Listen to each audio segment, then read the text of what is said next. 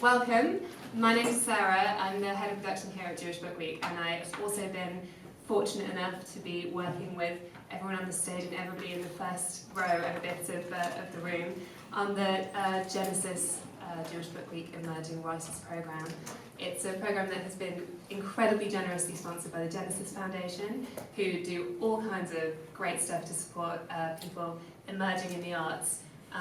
And I hope that we're going to be able to, talk about lots of different aspects of the programme and how everybody found it. And I do want to start with a reading from one of our mentees. They don't know what order they're reading in yet, so there's like a bit of a roulette happening. Okay, I think let's start with Julie. Thank you. Are you alright to hold the mic while you speak?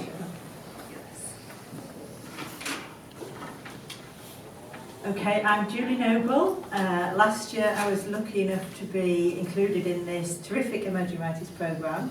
I struggled through COVID and losing work and the loneliness of being a writer, isolated geographically and financially and sometimes through childcare from meeting with writing people and having useful conversations.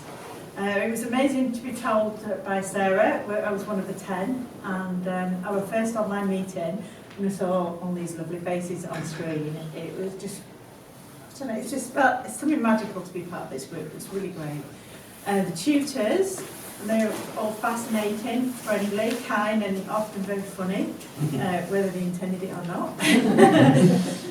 They offered us advice, and they invited us to ask any question we liked in a cheerful, relaxed setting. So we were given insight into their day-to-day lives and good practices, and they're all highly successful writers.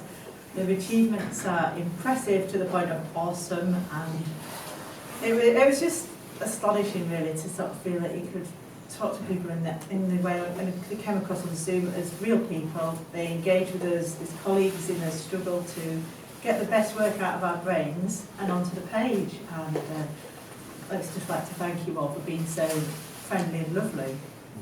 The other writers are all delightful. We've just 7 of us here today. There's 3 more. Everybody's in different fields, and they're people I wouldn't get a chance to meet in real life, in ordinary life. It's been inspiring to read work. We started off by talking about our projects in our first meeting a little bit, and then over time we read a bit of each other's, and then we discussed it. And it's just fascinating because it's several of them doing PhD studies and various different projects.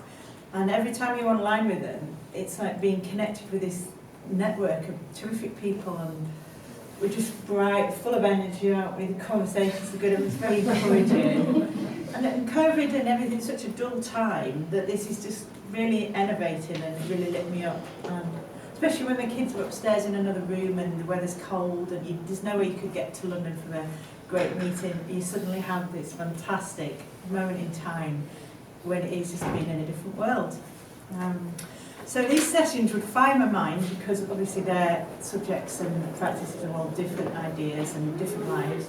And it was particularly valuable being part of it this last year because my children have had a very challenging few years. And then last September, I was trying to move house and various things went wrong. So we ended up in between homes for a few months. And part of my bursary fund was to go on a residential writing time with my mentor, Cathy, Rentzenbrink. She can't be here today, but we did. She was running this course up at Garsdale. And so I was between homes, basically living on the spare room. And to go away and to be looked after, it was basic writing all week. Didn't have to do any cooking, didn't have to do anything. No cleaning. I've got 5 kids, so it's a big change. So you just get up and you talk about writing, you do writing, and then people feed you, and then there's more stuff about writing. It's just blissful. So thank you. That part was just stunning. And I did get a lot done, and a lot of work concentration, a lot of feedback about this book, which is a bit of a challenging project. So again, that was perfect timing, very revitalising and energising. Today, it's been an absolute joy to meet everybody in real life. This is just wonderful. And I want to thank you all that made this happen. The sponsors, the organisers. Sarah, you're just Amazing. So encouraging, no matter what she'll say, anything you want, just get to me, just send me an email, I'm here for you all the time. And Nobody did send me any emails. But yeah, you did your special, thank you. And I'd just like to thank you for choosing me to be in this programme, because it's like being a real writer with a network of genuine people. We've said about keeping in touch, haven't we? They're going to come and see my plays when they get put on eventually, read the book and everything. And I think this year the impact has been immeasurable, and I hope you see, you know, lots of successful writing come from all of us for years to come. Thank you.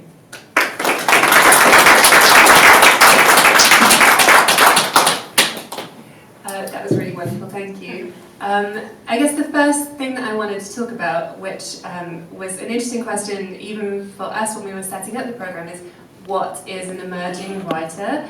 I think you all have been writing for a while before you applied to this programme, and several of you are working on projects that you were already basically underway with. Madeline, Eleanor, I know you both were working on projects that you had already basically made a good start at from different angles. What was it that you thought you could get out of an emerging writers programme that would help you develop those projects? Hi.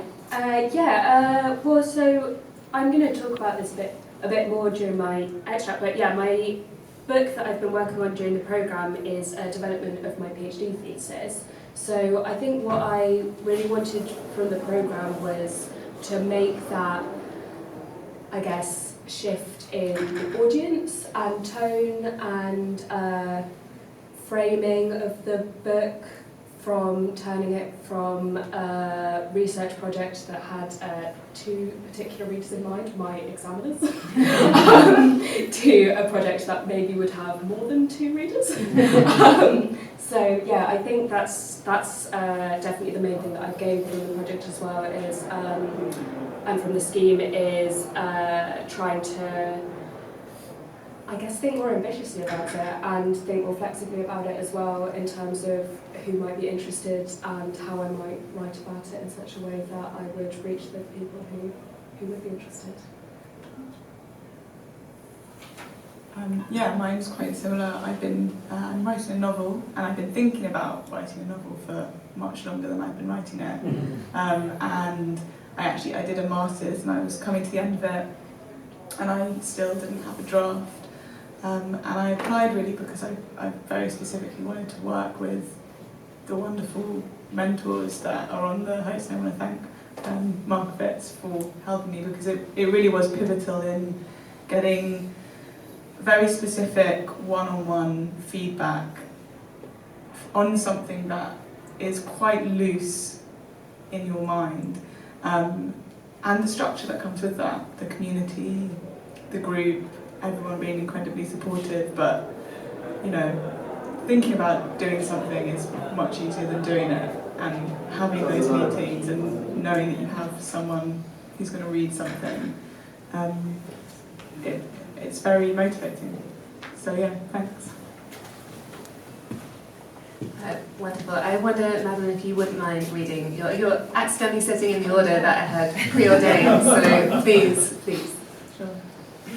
So this is a short extract from the novel that I am writing and have been writing for a very long time, and will continue to be writing. It's just a page, and it's inspired by my Jewish heritage and my grandmother and an uncle, who my grandmother's dead and my uncle went missing when he was much younger. But this is from the perspective of a different character who's slightly more similar to me, and I think it's quite self-explanatory. It was the hottest summer I could remember. The days melted into night, sticky, still, heavy. I was 37, had just broken up with Sam, leaving the flat we shared, packing up my books and clothes, fighting about whose jug this was, whose speakers those, and moved in with my best friend. Her flat was painfully well insulated, and the small ex-factory windows opened to the sound of trains, a blank black sky beyond. The curtains were thin and tasteful, which meant that light came through. When I had lived with Sam, I insisted on blackout blinds. In my new room, I strapped ice packs to my body, tied a bandana around my face, and lay there, trying to ignore the sounds of my flatmate and her boyfriend next door. It was the World Cup, and London was ecstatic with hope. It was also the year that Rosa died. There was something poignant about that year. The loss of Rosa, my own loss, the sense that life had in some way ended for me. My parents no longer spoke about grandchildren. Perhaps it was this, my own longing for someone, or something which had been cut out of my life, that made me obsessed with finding someone I had never met.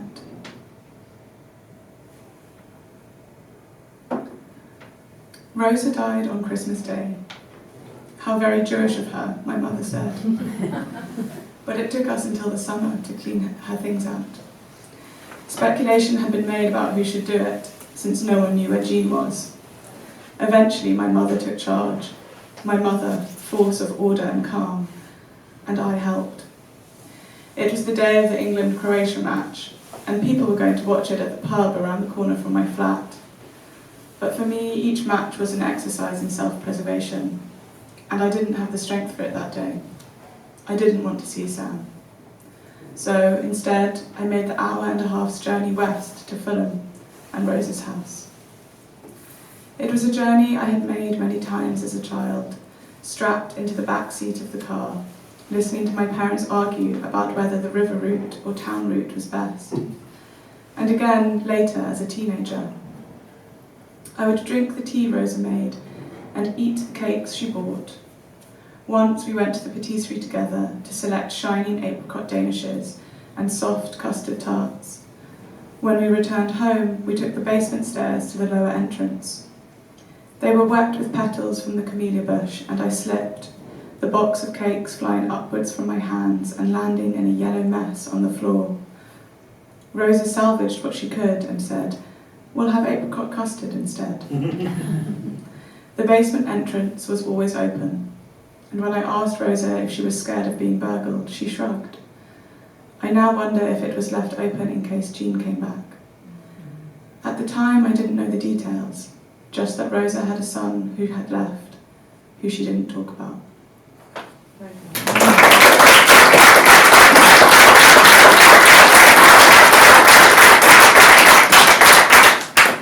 So that's an excerpt from a novel that you're writing, and we have a few novelists on the programme. In fact, we had, as you probably would guess, the most number of applications for novelists, an awful lot of people who really want to get their novel out. So we've got on the table over there, both Sarah and Karen are both writing novels as well. I wonder if you could talk a little bit about what the atmosphere is like, what the landscape is like for someone who's trying to break into getting their first novel out there at the moment. The hellscape that is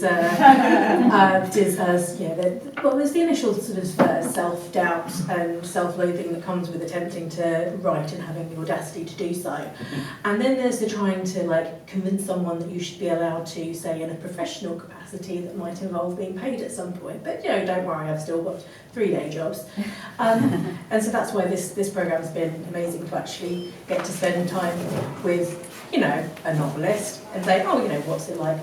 What's that like then? And also, with the cohort people who are at the same stage of writing, research, fear, self-loathing, sending things out, not hearing back, that sort of thing. So when you say landscape, it's more like sort of Hieronymus Bosch than Claude Gray. Karen, is that your experience? Thank you, Sarah. I think for now I'm staying away from the real hellscape. I'm just enjoying the writing, and I haven't even thought about, let's say, trying to find a literary agent, but I did really appreciate that one of the mentors said the absolute hardest thing to break, the worst thing that you can try to get into is literary fiction. Nobody wants it. So that was very reassuring. But yeah, I mean, this program has been so wonderful, and that's why I feel like we've had a chance to not think about the scary part of actually trying to get this work published, but just being able to really delve into the writing and to read each other's work and offer each other feedback and get feedback from our mentors, from each other. So I've just loved it. It's wonderful that you brought in the having 3 jobs aspects. I did want to touch on the fact that part of this program is a bursary to support the emerging writers. I know that some of you have done some really interesting stuff with it. Some of you have used it to just give yourself some time to write. And I know that you have a research trip planned. Can you tell us a little bit about that?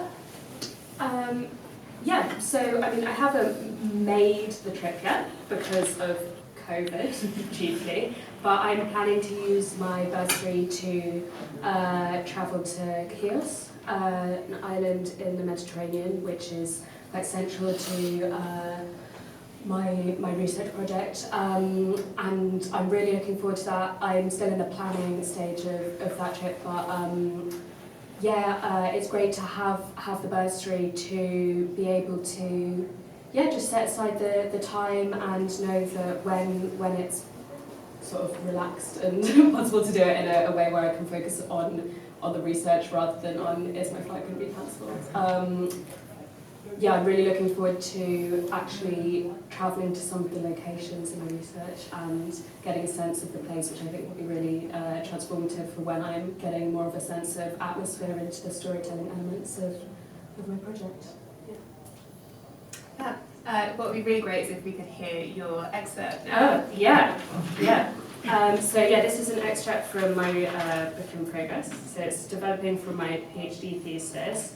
I'm going to read a passage which introduces a central event, both in my book and in my thesis, which is the trading voyage of the merchant Robert Sturmy, which he made from Bristol to the Levant.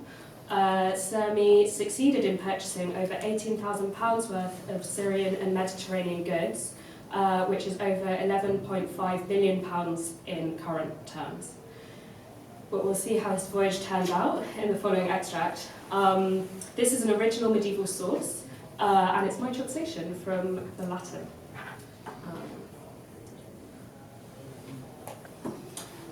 The letter of the ruler and magistrates of Malta to King Henry VI of England, written in the city of Malta, the 17th of June, 1458.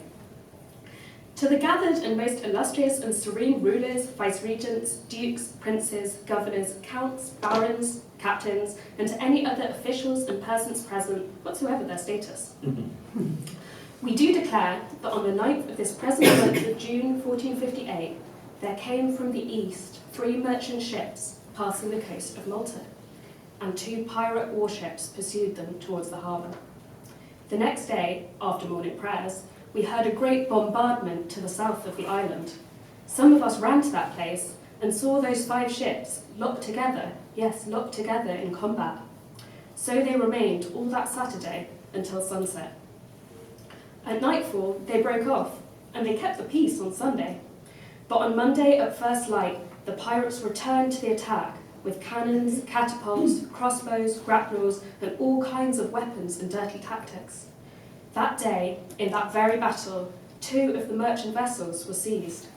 Most of the men were dragged out, stabbed and killed. Many had already died in the fight. After the capture of those 2 ships, that is, they left the 3rd behind. The victors sailed away. The defeated men were set down on our island, and the wounded were carried with great pains to the city of Malta, where they were admitted to hospital. Even now, all remain under the care of our doctors, for no one escaped without injury. Some died, and others survived with maimed and disabled limbs.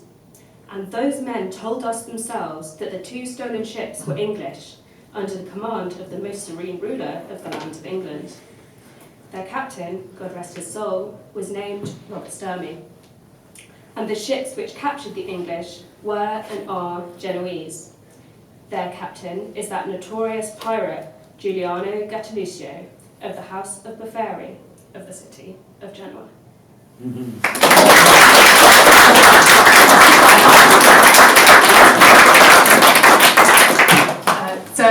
What's really amazing is to hear the real kind of range of work that you've been working on,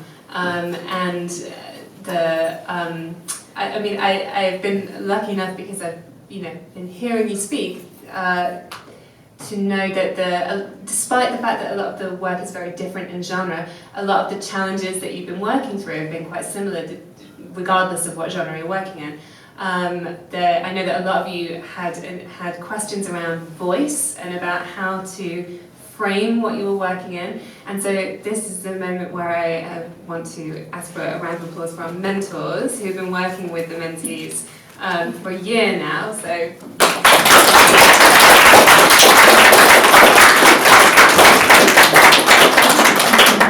We've just been so incredibly lucky to have such an incredible high quality of mentors for the first year of this program, because you all really took a risk, because I'm sure that it was quite clear that there was a little bit of improvisation happening in the first year while we figured out what we were gonna do.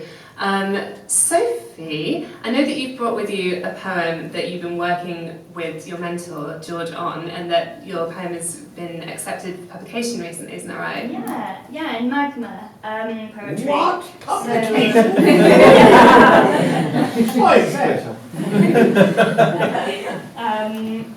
I always want that response from my parents.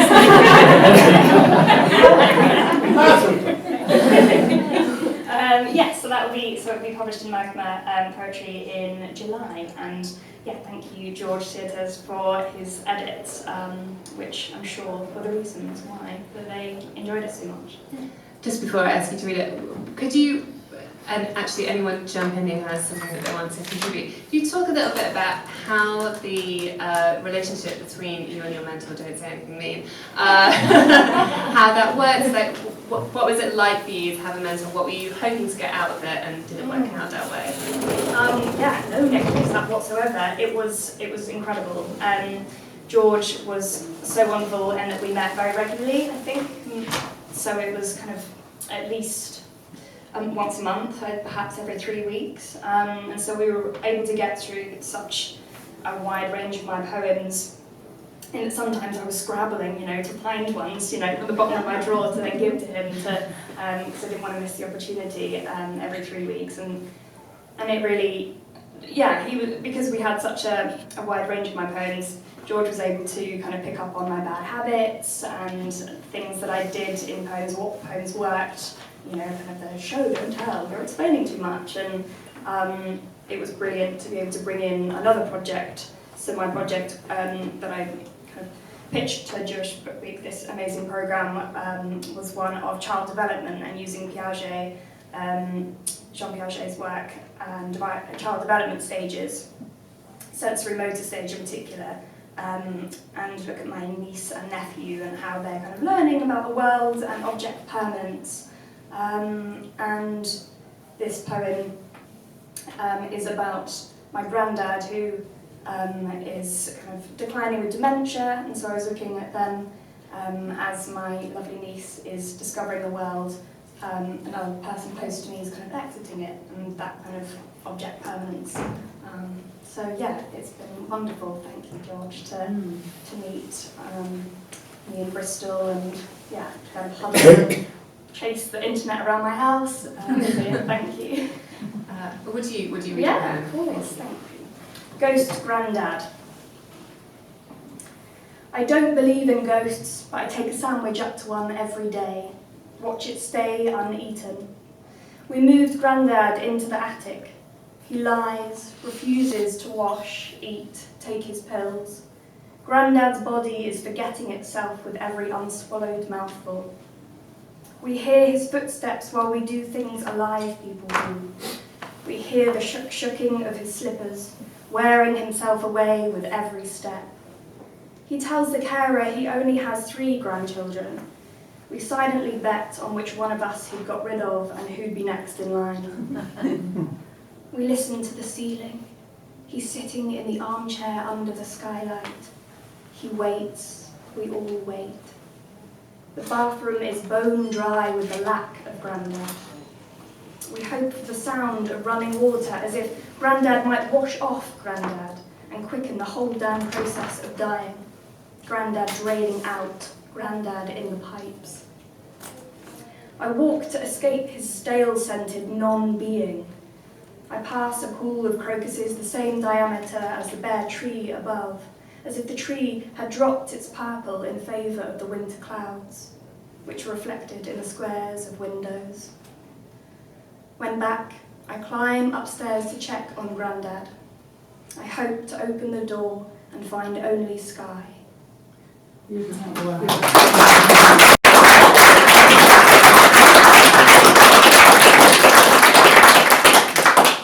wonder now if I can tempt any mentors to discuss their version of events. George, how is it for you working with Sophie on that poem and in general on her poetry? I think you spend the first few sessions, one or two, trying to sound out what's going on and what, if you like, are the cores of the poems that are handed in. What is in the poems there to be said, and how you can kind of clear the way for them. So it was never my job to suggest lines or to try and suggest ways of changing a poem, because your job, as far as I can see, is to listen to see what is happening. I thought my job, as I said, was to clear the way, which might be something to say, well, the core of this thing seems to be this. This other thing may not be relevant to this. It may be relevant elsewhere, but it's not necessarily relevant there. Or maybe that a poem has a natural narrative. Poetry isn't primarily a narrative form, but it begins somewhere and ends somewhere. So within that narrative, what's the best way for it to find itself? You know, that's a poem that we looked at, not so long ago, I think. Yeah. But you can see what's happening in the poem. You can work out how we emotionally approach the subject and how it develops. And I think very importantly, I think this is something we were talking about last time, which is how the most important thing for a writer, certainly a poet, is to listen to what they themselves are saying. And if you can sharpen your ears very closely to what is happening, you can edit yourself. I mean, Sophie used the word edit. I make suggestions. I don't edit the work. But I just ask questions. And I think, well, how does this work? What if we did this? So you're trying to find the nature of the thing that's made the poem begin in the first place. Something is in there that made you want to write. It is finding its shape as you're writing. And it's not like you know it's going to be, well, you've got a bunch of stuff over here, which is your material, and your poem over there. Things happen in the process, and what happens in the process is very important. And I think, and yeah, we met very regularly, and it was lovely. It was very nice to see Sophie.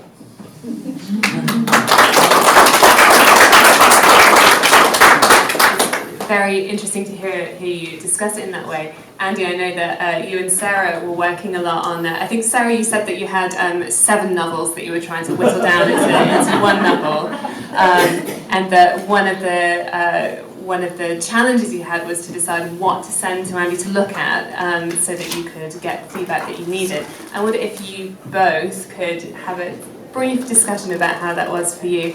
Andy, is it the first time that you've done this kind of mentoring thing, and how did you find it? It was, and it was extremely rewarding. I mean, in Sarah's case, she had such a kind of exuberant, sort of sui generis talent that I felt, above all, a bit like a doctor, that I mustn't do any harm to it. And as George said very wisely, I felt that my role, which is the role actually of editors in general, if they're good editors, is not to come up with answers, but to help Sarah work out what the questions were that she needed to answer. And I think my experience as a writer, and perhaps in your case as well, Sarah, you kind of knew what the questions were, but you know, my job maybe was to kind of echo and to reinforce judgments that you were already on the way to making yourself.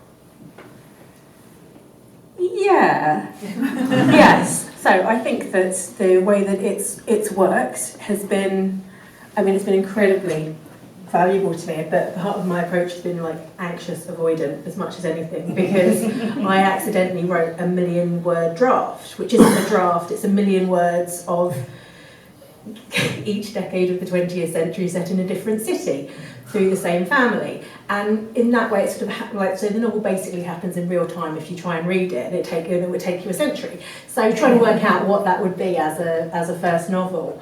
And so I've actually met with someone who has written a selection of novels that have big things that happen that play out within the intimacies of relationships and one's own moral compass. Has been, that's been a sort of very important process. And also just the sort of continued reassurance has been pretty good, because otherwise I would start making a bonfire out of that 1,000,000 words and start writing another 1,000,000 words and could really be on that process, for the rest of my life. So yeah, thanks for that. No, I mean, you asked a question about what's emerging writing. I think all writers are emerging writers, aren't they? So, I think, kind of the good or bad news is that, the things that you were dealing with and struggling with about decision making, and in particular about morale, which is the challenge of any big writing project, any big project in life in general that takes several years, is that they don't go away, these challenges, and you continue to encounter them, throughout your kind of time as a writer. So, I think the things you're struggling with are familiar to me, but your talent and storytelling is unique, and it's been a good pleasure to be able to kind of witness it and maybe help you a tiny bit along the journey. Thank you.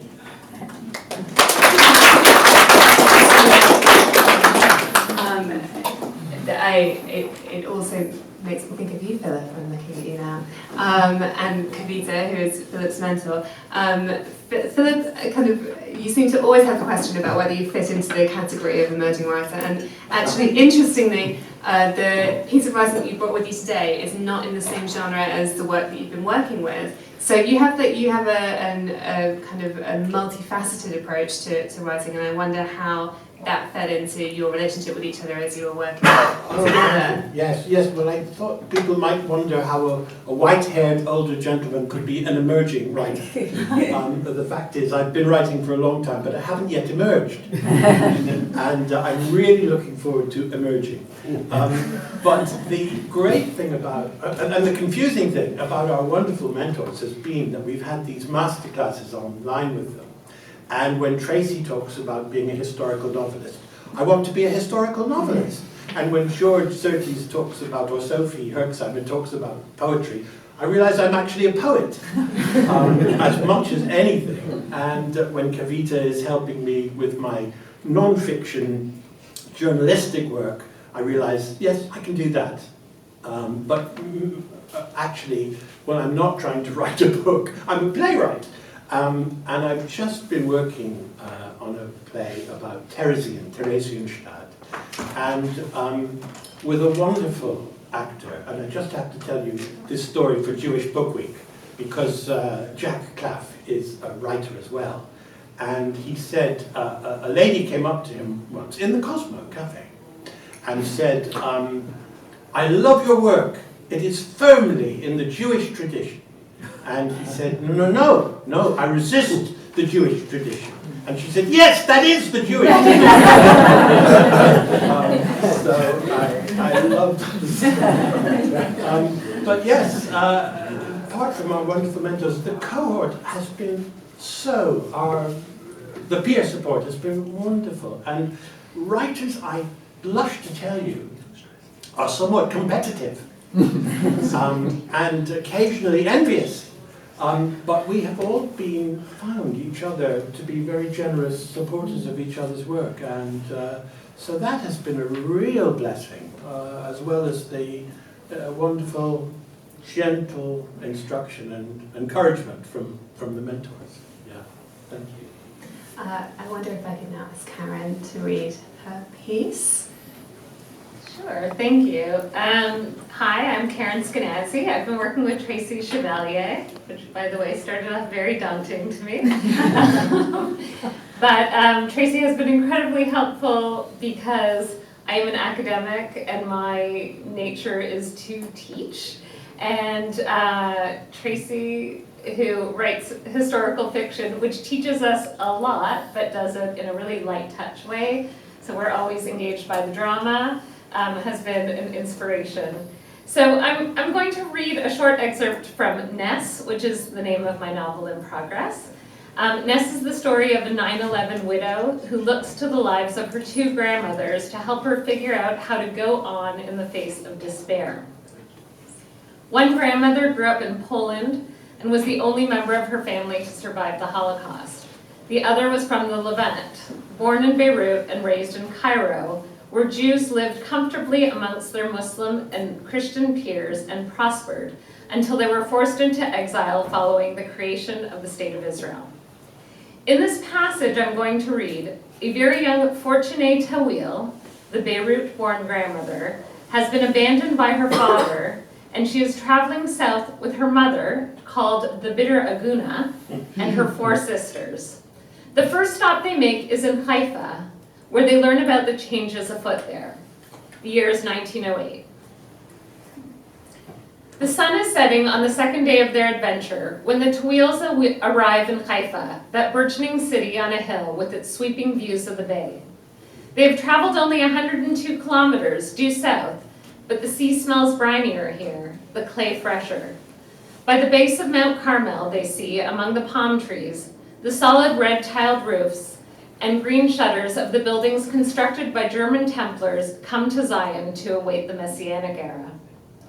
For all that the buds of civilization are blossoming in Haifa, there stands the new railway station, for instance, built to bring grain from Syria to Europe and pilgrims from throughout the empire to the Hajj. Finding a guest house to take an unchaperoned woman and her daughters is no small feat. The Bitter Aguna grows bitterer by the minute.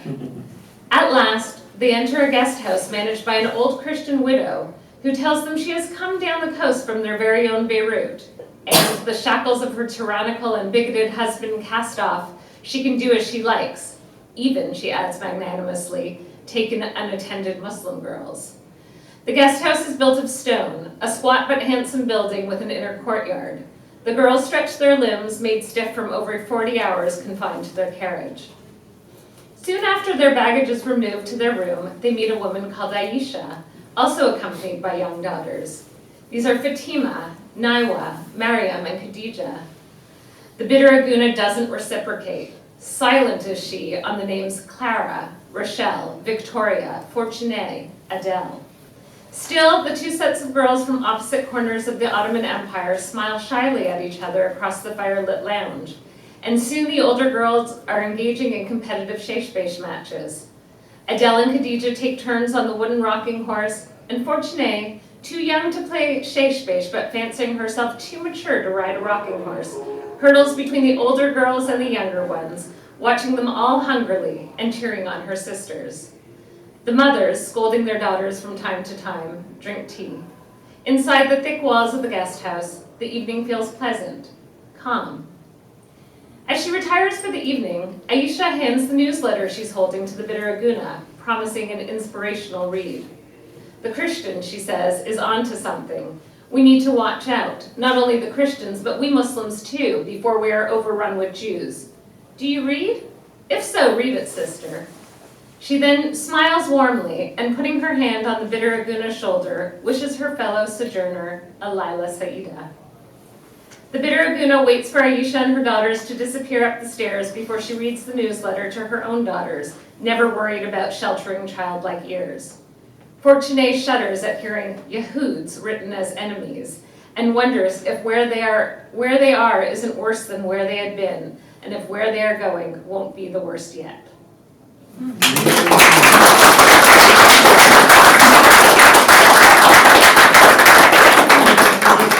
As you said, you were mentored by Tracy Chevalier. Tracy, Karen mentioned that because you write historical novels, there was a kind of symmetry between your work and what she was working on. When you were looking through the submissions from the emerging writers, was it clear what who you wanted to work with? Did you have a preset idea, or were you surprised by what you ended up with? I wasn't surprised in a way because I had a choice of several, and there was a part of me that thought maybe I ought to try to do something completely different. But when I read Karen's excerpt, which is actually that particular scene, I thought I can help here, because the original of that had a lot more information in it, and I thought I know what's going on here. Karen has done an incredible amount of research, and now she has to work out how to use it to tell the story without overwhelming us. And to her credit, you've really you've taken on board what I suggested. But I also think it's really important to learn to stand your ground too. And there's a real balance. I mean, I think historical writing has a novelist have a particular challenge, which is to take all of this information and create a world for you, the readers, which is convincing but not overwhelming, and is recognizable without every single detail being presented. And to get that balance is really difficult. And I thought, I've been through this many times, and maybe then I can help. And also help, I feel like Karen, what you've learned, because you stayed with me last night and told me that you had a couple of academics read that section just to see what they would make of it. And they were like, but, you know, an unaccompanied woman would never go do this, and what were they wearing? They'd be wearing different, da, da, da, da, da, da. And what I loved is what you said last night is some things you took on board and other things you said, I can live with that. I'm going to have the girls play shesh-besh rather than cards. And you defended yourself. And I think that's as important as change, is also recognizing what you are doing right for the sake of the book, the sake of the storytelling. And I feel like you've just become much stronger as a writer as a result, not just of working with me, but over time, especially having a group of people who are going through the same thing, I think makes a huge difference. Fabulous. I wonder, Sophie Herxheimer, hello. Sophie's mentee unfortunately isn't able to be here today, but Sophie has brought some of her work, and I wonder if I could persuade you to read us some of your mentee's work. Sure.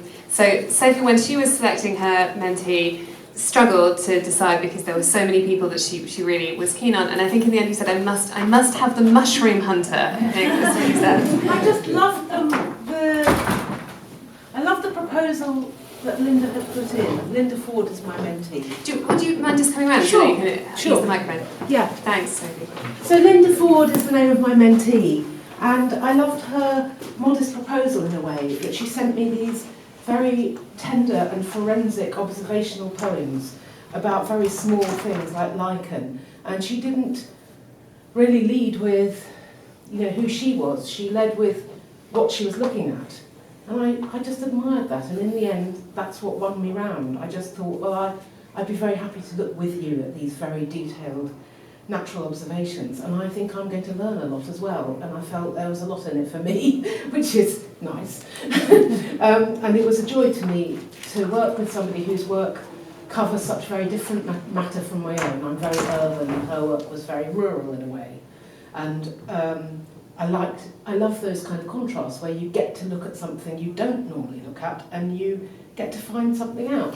And also it really helped me hone my own poems, because I was thinking about, gosh, exactly what George was saying, and what everybody said actually, which is that, you know, there's sometimes clutter around the work, and as a reader who knows nothing about the work or the person, you are in a privileged position to be able to see what is clutter and what is actually the material, what is there. And because a lot of Linda's work has a kind of brevity and a purity and succinctness, the clutter was rather easy for me to spot, because I could see this thread within her work that was actually the thing all the way through. There was a consistency. So I'll just read you one of her poems. Are rather brief and poignant, and these are the latest versions she sent me. and they often look at other writers who are very forensic, like Frances Ponge. We talked a lot about other people to look at, what to read, how the people who look at adjacent things might offer insight to what we're writing ourselves. It's hard to know what to choose. But lichen, that was very appealing, her work on lichen and fungi. So lichen, when you reach the forest, regard fern-like fronds and barnacles of amber russet. Let fingertips disturb trails of liver spot, seaweed marooned as each spore breaks rank, sails its name on the air. Thank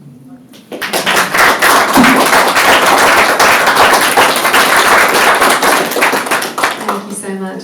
Now, time's brief, isn't it? We've got about 10 minutes left, and we have two writers who are sitting at the end there.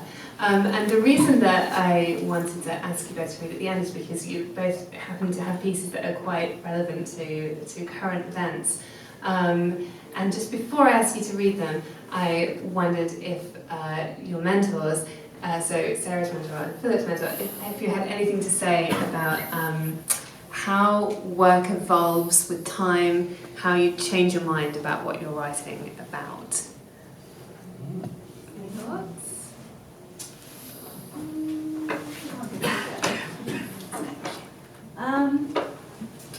Well, I suppose, Philip, maybe you just describe, because what you're going to read is not really, or maybe it is, how it's going to impact the book that you're writing.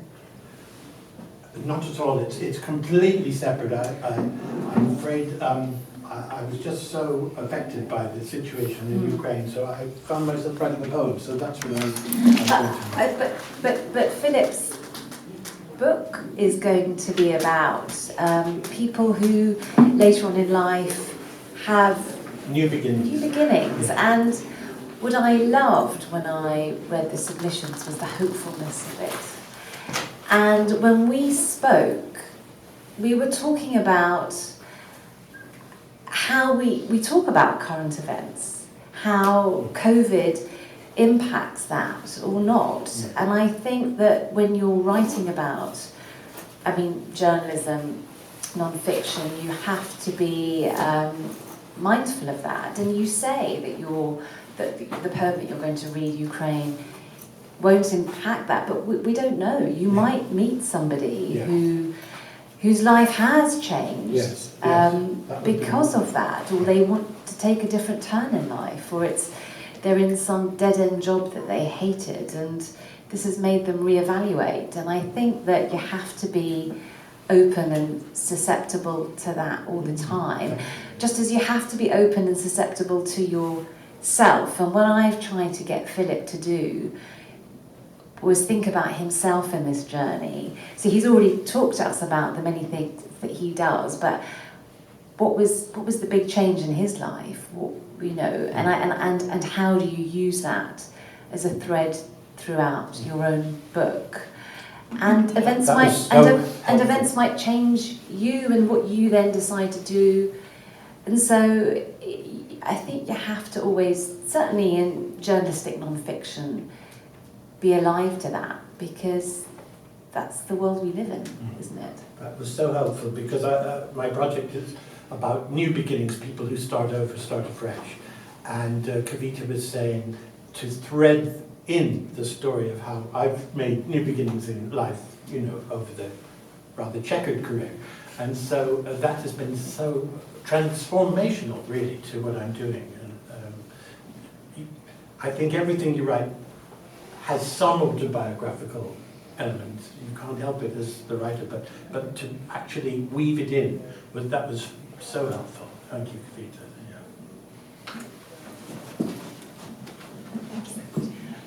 Would you mind reading your poem for us? No, not at all.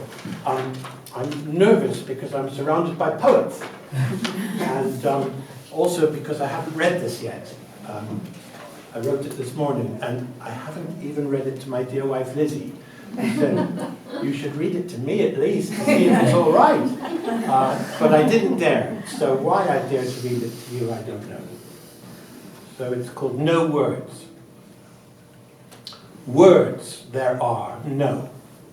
No, no, no, no. No words, none. The words refuse. Language herself turns away, weeping, blinded, mute. No, such things cannot be, yet are. No, no, no. Such things cannot be spoken of, must be spoken of, yet cannot be. Such things, no, no. And once again it is war. Another war, a new kind of war, but always the same, war. We have seen this before. Lines of people carrying lives in a bundle. Suitcases, suitcases.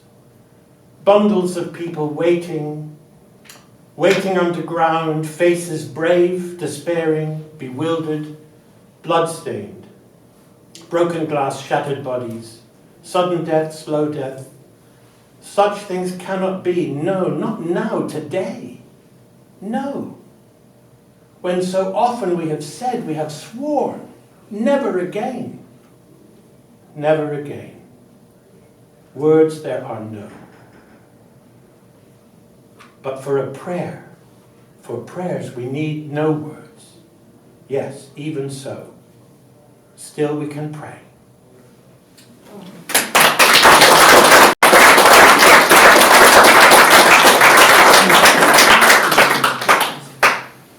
That was really, really special. It was really wonderful. Thank you so much.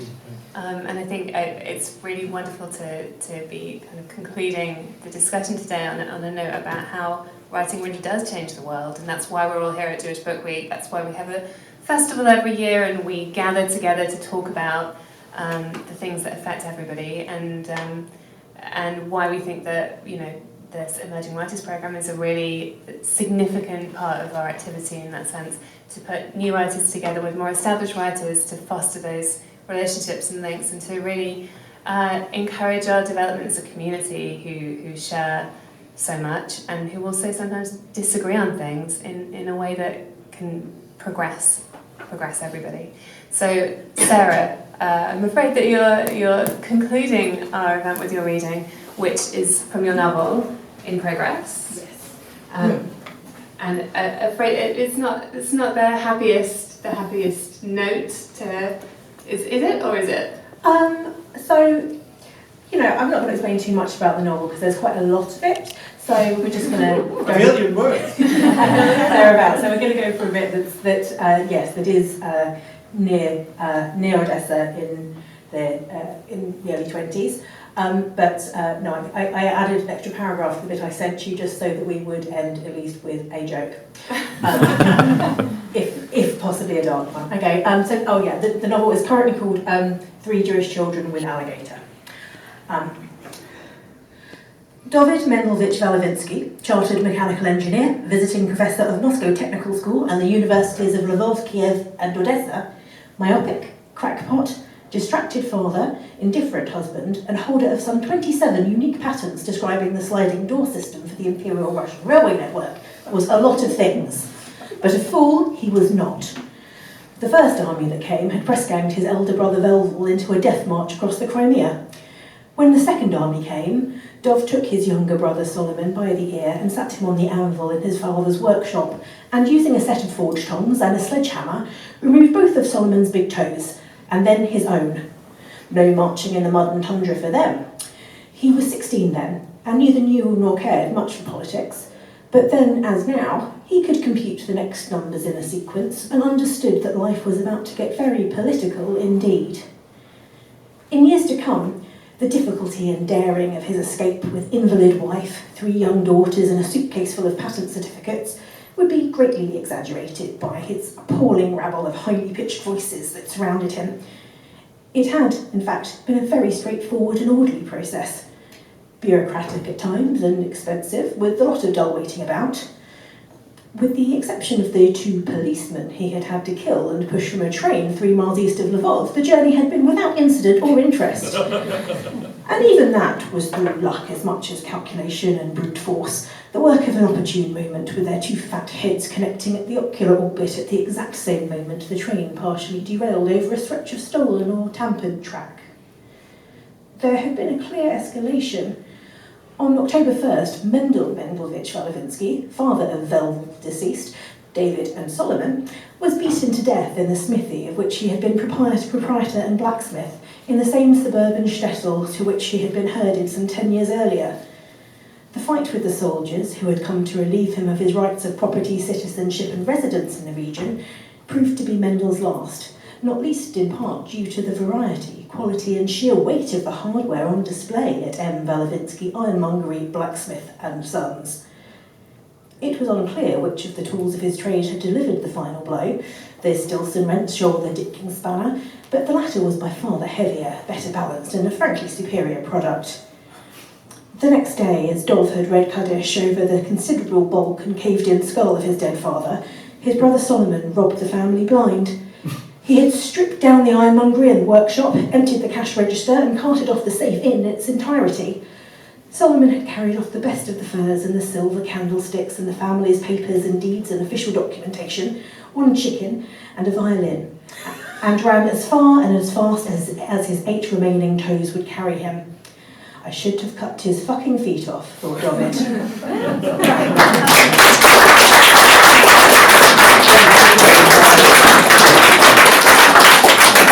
Thank you so much. It just remains for me to say thank you again to our emerging writers, to our mentors, Sophie Herxheimer, Tracy Chevalier, Sam Leith, Kavita Puri, George Szirtes, I can say it, no? Nearly. A.D. Miller, and Ben Markovits, who are here with us today, and of course to the Genesis Foundation, who made everything possible. So thank you all so much.